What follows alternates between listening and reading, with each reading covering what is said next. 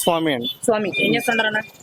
Private employee. Private employee. పిఠాపురంలో పవన్ కళ్యాణ్ గారు, వంగగీత గారు పోటీ చేస్తున్నారు. మరి మీరైతే ఎవరికి వెళ్తారంటారు? మీ సపోర్ట్ ఎవరికి? మేము ఎవరైనా కొత్త వ్యక్తులను ఎంకరేజ్ చేస్తామండి. పిఠాపురం టౌన్ అంటే కొత్త వాళ్ళకి కన్ఫామ్ గా అవకాశం ఇస్తాం. ఇక్కడ నుంచి వెళ్ళిన వాళ్ళు పాపులర్ అవుతారు కన్ఫామ్ గా. అంటే ఇప్పుడు బానే ఉందండి, ఇక్కడ నుండి వెళ్ళి ఎవరైనా పాపులర్ అవుతారన్నారు. మరి ఆల్రెడీ పవన్ కళ్యాణ్ అనేవాడు చాలా పాపులర్ పర్సన్. మరి అలాంటి పాపులర్ పర్సన్ వస్తే మీ పిఠాపురంకి మేలా, లేదా మీ పిఠాపురం వల్ల ఆయనకి మేలా? లాస్ట్ టైం 2 దిక్కులు పోటీ చేశారండి. 2 దిక్కులు ఓడిపోయారు. రాజకీయాల్లో పాపులర్ కాదు కదండి. పిఠాపురం నుంచి పాపులర్ చేస్తాం. అది పాపులర్ చేస్తున్నట్టు అంటే మీరైతే పవన్ కళ్యాణ్ వస్తాడు అన్నట్టు చెప్తున్నారు. కన్ఫామ్ గా వస్తాడు. కన్ఫామ్ గా వస్తారు. ఎంత మెజారిటీ వస్తుంటారు? మెజారిటీ అంటే అండి, అటువైపు వ్యక్తి కూడా సామాన్యురాలు కాదండి. సో 1,50,000 అలా కాకుండా కన్ఫామ్ గా 30,000 to 40,000 మెజారిటీ రావచ్చు. 30,000 నుంచి 40,000 మధ్యలో అలా వస్తుంటారు.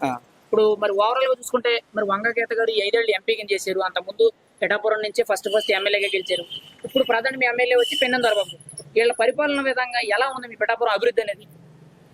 అంటే అండి, స్టేట్ పరంగా చూసుకుంటే అన్ని ఊర్లాగే మాది కూడా డెవలప్ చేశారని, అందరికీ పథకాలు ఇచ్చారు, అన్ని ఇచ్చారు. కానీ ఇక్కడ పవన్ కళ్యాణ్ గారు నెగ్గుతారు అంతే. అంటే స్టేట్ లో ఎక్కడ కూడా అభివృద్ధి లేదనేది వన్ సైడ్ అయిపోయిందండి. సంక్షేమ పథకాలు మాత్రం వన్ సైడ్, అభివృద్ధి అనేది జీరో అనేది ఓపెన్ గా ఒప్పేసుకుంటున్నారండి ఎవరిని అడిగినా కూడా. మరి మీరేమంటారు? అభివృద్ధి పరంగా కనీసం అప్పుడు సొంత డబ్బులు ఖర్చు పెట్టో, లేకపోతే ఎంతో కొంత నిధులు పెట్టి కనీసం ఎక్కడైనా రోడ్లు, లేకపోతే ఏదైనా బిల్డింగ్లు, హాస్పిటల్స్, బస్ స్టాండ్ కట్టించడం అలాంటివి ఏమైనా జరిగినాయి? మీరు పిఠాపురం అంతా తిరిగారండి? కొంతవరకు తిరిగాం. ఎక్కడ రోడ్లు లేకుండా ఉందండి? ఎక్కడో కొన్ని దిక్కుల రోడ్లు లేకపోయినంత మాత్రాన ఇప్పుడు మా ఏరియా తీసుకున్నారు అనుకోండి, సామర్లకోట టు పిఠాపురం రోడ్డు ఒకటే బాగోదు. ఉన్న రోడ్లన్నీ మాకు బాగుంటాయండి. ఓకేనండి.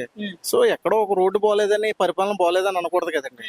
కానీ ఇక్కడ పవన్ కళ్యాణ్ ఎక్కుతారు అంతేండి. పవన్ కళ్యాణ్ అది ఇక్కడ పవన్ కళ్యాణ్ మాత్రం కన్ఫర్మ్ గా నెక్కుతారు. మరి ఎంపీ కింద చామలచెట్టి సునీల్ గారు, తంగెల శ్రీనివాస్ గారు పోటీ చేస్తున్నారు. వీళ్ళిద్దరు ఎవరికి అవకాశం ఉంటుంది? 7 నియోజకవర్గాలు 5 నియోజకవర్గాలు 7 నియోజకవర్గాలు 7 నియోజకవర్గాలు అది మేము చెప్పలేం కదండి. ఎక్కడ ఎలా ఉందో ఇక్కడ తెలియదు. ఇక్కడైతే మాత్రం గాజు గ్లాస్ సింబల్ నెగ్గుతుంది పవన్ కళ్యాణ్.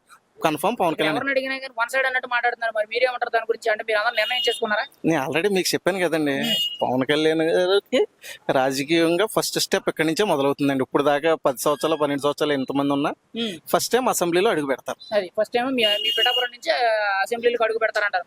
ఫైనల్ గా గుర్తేంటన్న ఒక మాట? గ్లాస్ అండి. అదేంటి గ్లాస్?